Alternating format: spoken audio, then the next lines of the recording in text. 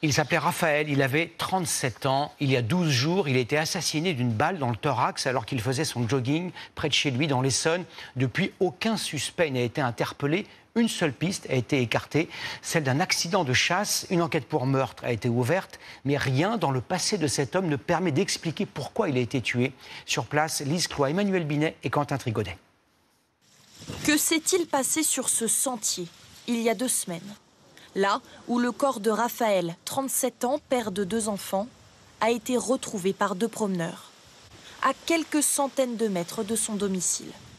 Abattu d'une seule balle dans la poitrine, alors qu'il était parti courir sur son circuit habituel. Un chemin fréquenté par les promeneurs. Il passe beaucoup de monde là, je veux dire, entre les joggeurs, les vélos, surtout beaucoup. Depuis, les questions s'accumulent. S'agissait-il d'un règlement de compte, d'une querelle amoureuse ou d'un accident ? Un temps évoqué, la piste du tir de chasse n'est pas privilégiée.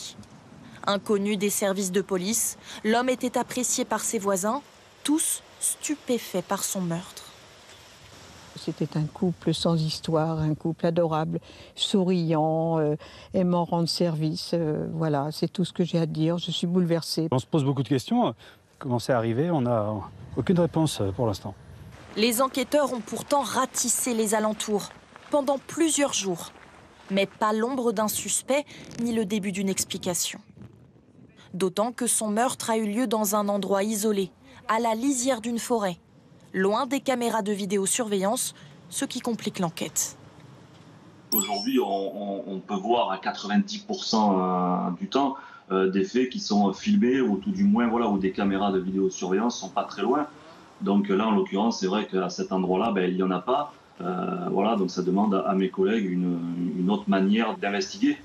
Par des enquêtes de voisinage ou l'examen de l'entourage de la victime, et autant de questionnements, ce soir encore sans réponse.